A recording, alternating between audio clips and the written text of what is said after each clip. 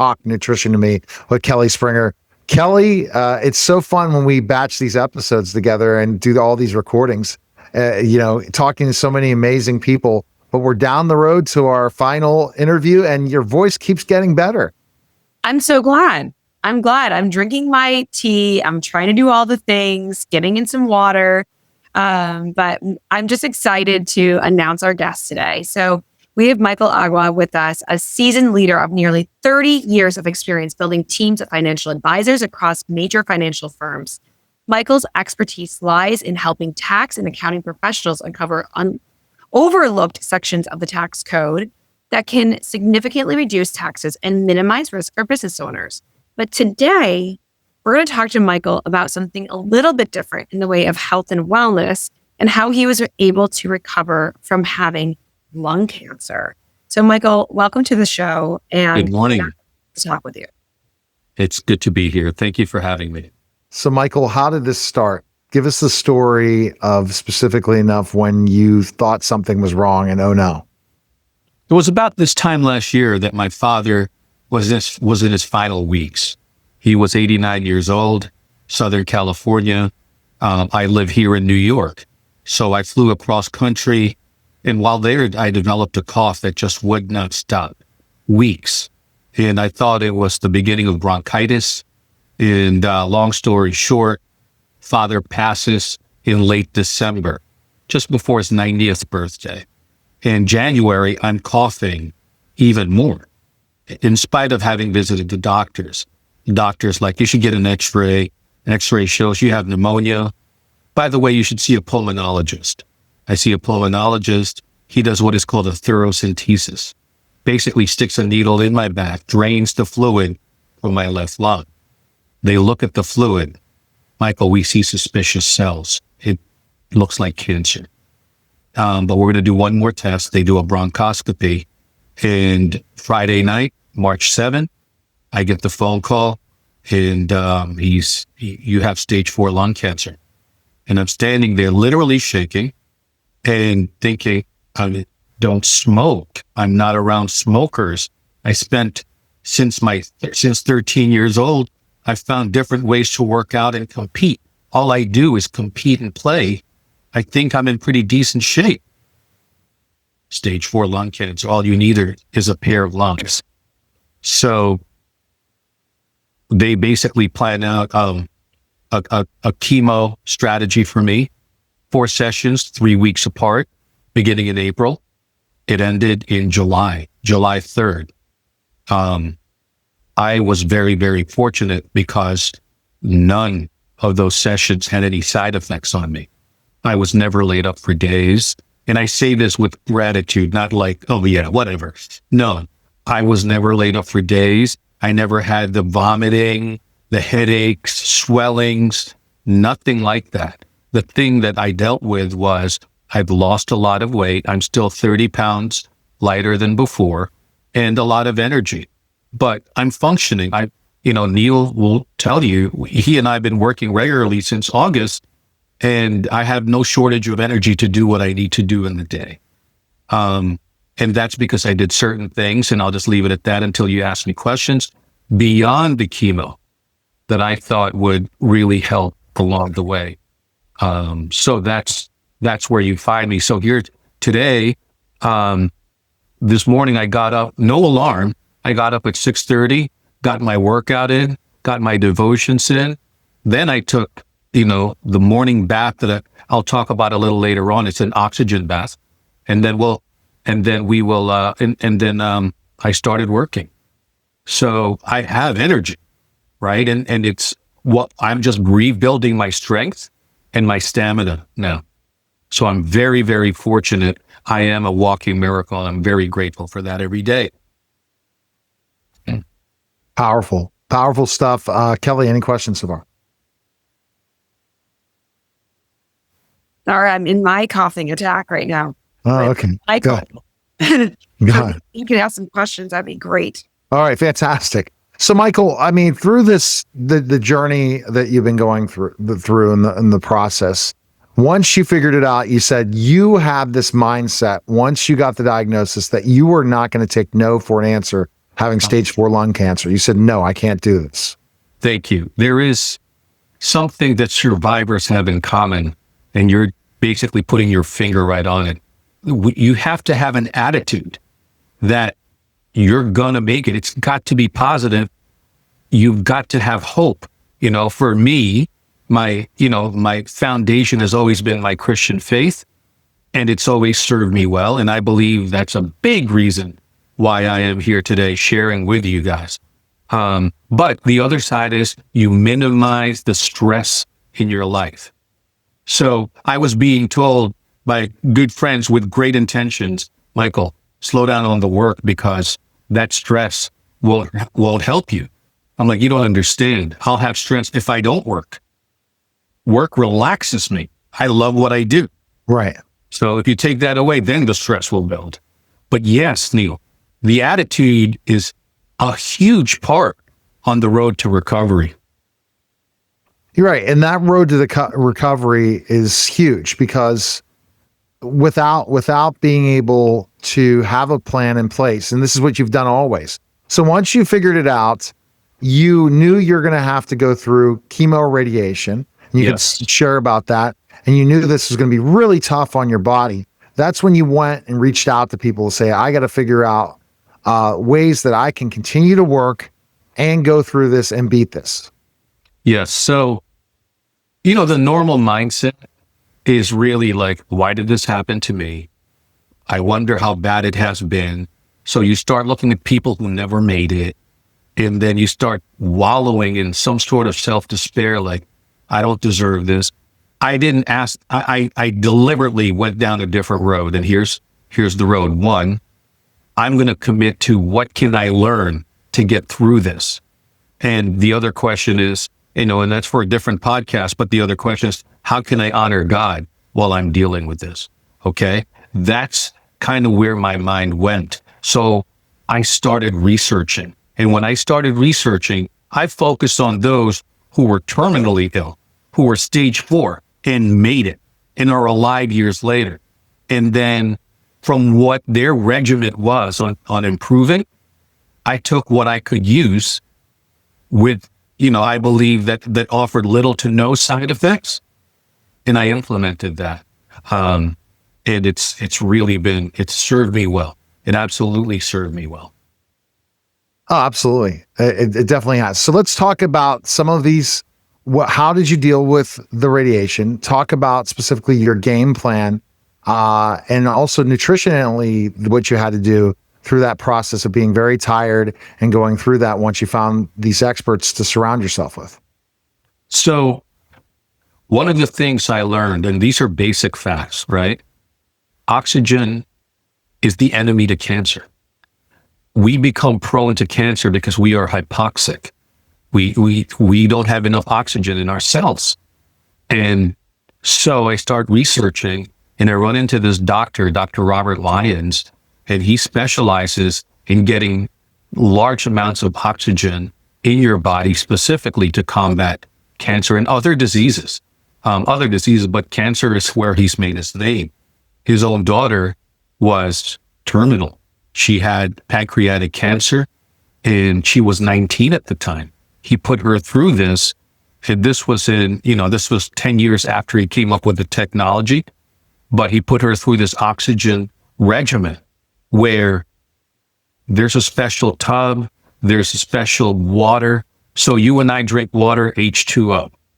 The water that he has, because of the machine that he created, makes that water HO 128, a lot of oxygen. So when you're drinking that, you're filling your body with oxygen. Also, he created a bathtub that converts water into basically an oxygen bath. And I take that 3 times a day, 14 days on, 10 days off, and then continuing in that cycle. What's the downside of bathing? What's the downside of oxygen? Unless you can literally have oxygen poisoning, but you'd have to have a whole lot of these baths. And that's, we space those far apart in each day. Explain the oxygen bath. What heat do you warm up to when you get in that bath? It's literally 98.8 degrees. Ooh. It's 50 minutes at a time, but it's so comfortable. It's just relaxing. You're just sitting in a bed. There's no bubbles or anything like that. So I have videos next to me. I watch YouTube, whatever it is, but it's 50 minutes and, I try to relax and somehow be productive through it. I'm not doing phone calls, but I'm learning through watching YouTube videos, for example. Again, 3 times a day, that's almost 3 hours of baths a day, 14 straight days, 10 days off. And that's the cycle I've been on since. So do you go to a place to do it, or do you do it at home? I invested in the tub. It's quite expensive, but there are a growing number of spas all around the country. The problem I had is the closest spa to me is minimum 2.5 hours away into the traffic of New York City. And I knew that either I would have to stay there for long periods of time because I couldn't do it daily. And remember, I don't necessarily have people who can drive me back and forth every day. So the mindset was either I'm going to get an Airbnb and stay there for 2 weeks at a time, or I might as well bite the bullet and buy this tub. So I had it made and it was shipped from Hungary to my home.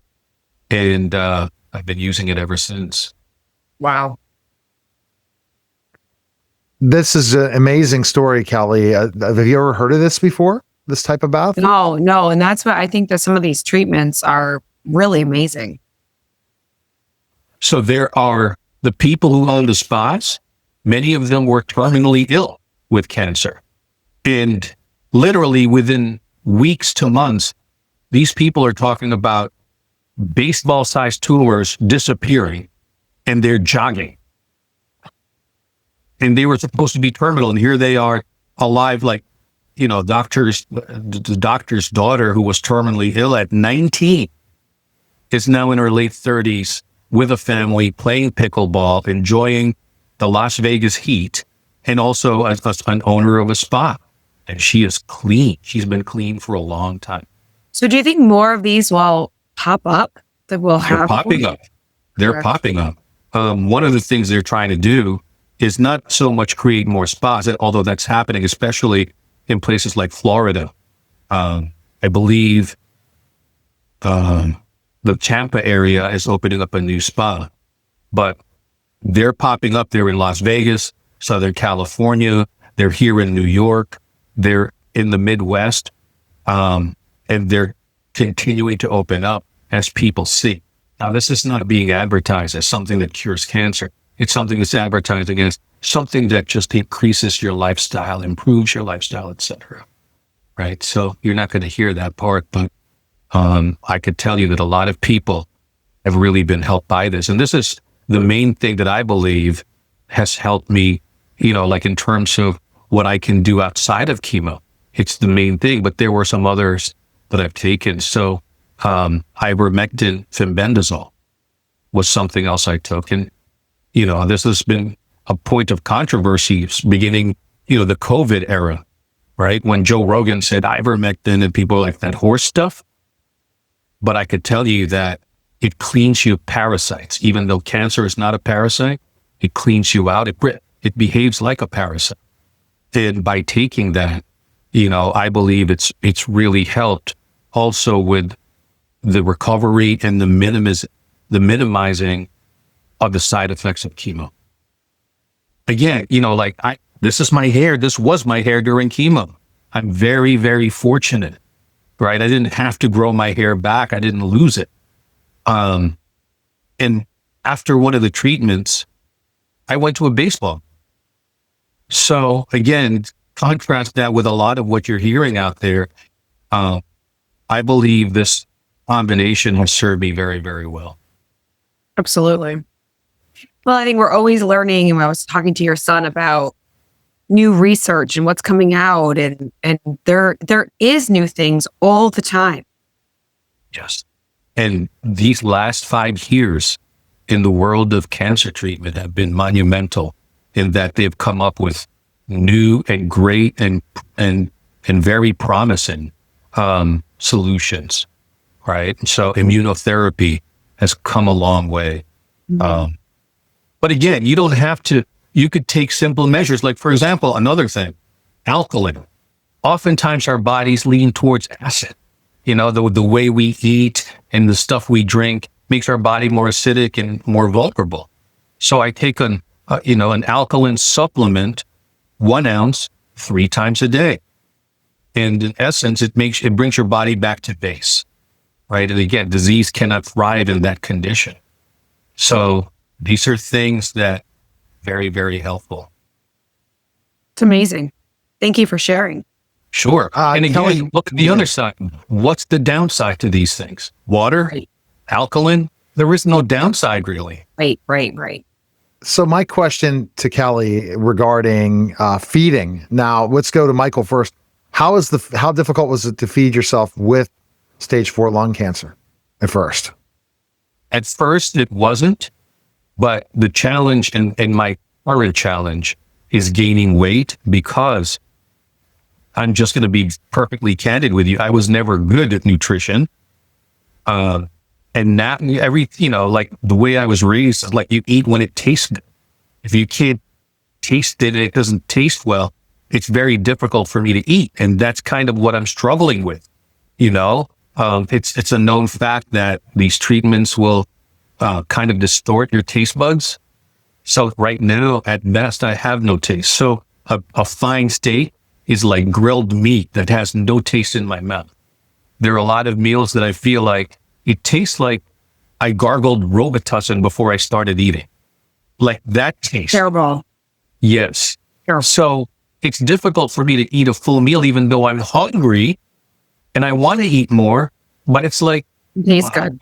yeah. And so I've been eating fruit, cottage cheese. Those things have a taste. Things that are tardy, whey protein drinks, right, for breakfast. I'm just trying to put on weight right now without going to junk, really. Yeah. Not always succeeding, but What tip would you offer on this, Kelly? Foods that are high in fat, avocados, nuts, they have more calories per gram. So if you are getting in some of those fat sources, that can really help a lot. Adding in some olive oil into your protein shake, just ways to increase healthy fats, but that will help with the calories.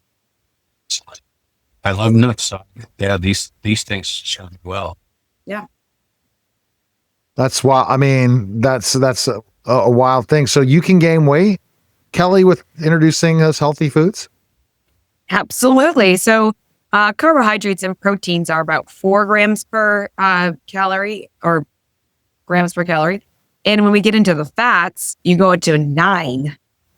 So they're a lot more dense in calories. And those foods also have great nutrition and antioxidants and everything that Michael's trying to get. So by adding in those good, healthy fats, you're getting in the good nutrition, but you're also getting in some calories.